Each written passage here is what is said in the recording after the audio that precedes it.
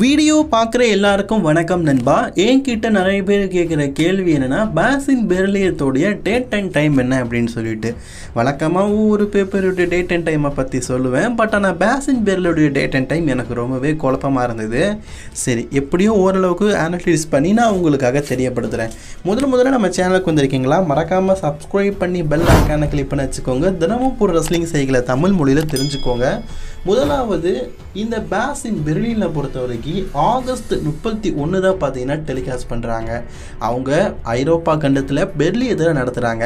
நார்மலாக யூஎஸ்ஏல நடத்தும் போது அங்கே பார்த்தீங்கன்னா நைட்டு நடக்கும்போது நமக்கு காலையில் ஒரு 6:30 மணி 5:30 மணிக்கு அந்த டிவியில் நம்ம பார்க்குற மாதிரி இருக்கும். பட் ஆனால் இது கொஞ்சம் சேஞ்சிங்.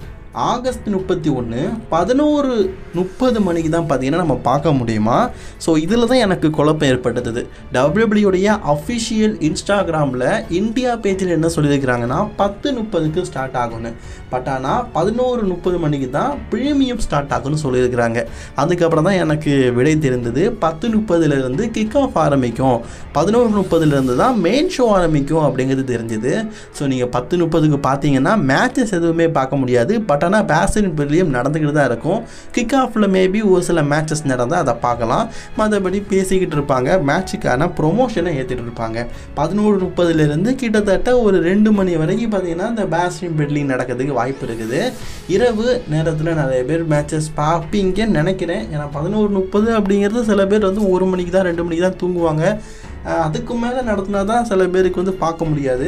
பட் ஆனால் இது 11:30 அப்படிங்கிறதுனால மேபி ஸ்டார்டிங்கில் இருக்கிற ஒரு சில 2 மேட்சஸை நீங்கள் பார்க்கலாம். சரி, ரிப்பீட்டட் டைமை சொல்லுப்பா, நாங்கள் நைட்டு பார்க்கல அப்படின்னா ரிப்பீட்டட் டைம் அப்படின்னு கேட்டிங்கன்னா, வழக்கமாக ஒரு ஷோ நடக்கிறாங்கன்னா நம்ம சோனி லிவ்வில் தான் நம்ம பார்ப்போம். ஸோ சோனி ஸ்போர்ட்ஸ் நெட்வொர்க் பார்த்திங்கன்னா காலையில் 9 மணிக்குள்ளே ஷோ முடிஞ்சிருச்சுன்னா 9:30க்கு ரிப்பீட்டட் ஷோ போடுவாங்க. இல்லாட்டா 11 மணிக்கு போடுவாங்க. இது நைட்டே நடக்கிறதுனால 9:30 மணிக்கு நீங்கள் மேபி எக்ஸ்பெக்ட் பண்ணலாம். ஸோ ரிப்பீட்டட் ஷோவை, அல்லது 9 மணிக்கு 9 இந்த 2 டைமில் பார்த்தீங்கன்னா ரிப்பீட்டட் டைமாக போடுவாங்க. அதே மாதிரி மார்னிங் 4 மணிக்கு டு 5 மணி டு ரிப்பீட்டட் ஷோ போடுவாங்க. நைட்டு 9 மணிக்கு கன்ஃபார்மாக ரிப்பீட்டட் ஷோ போடுவாங்க. ஸோ அதே மாதிரி 3 டைம் பார்த்தீங்கன்னா ஒன் டேயில் ரிப்பீட்டட் டைம் போடுவாங்க. பார்க்கணுன்னு நினைக்கிறவங்க பார்த்துக்கோங்க.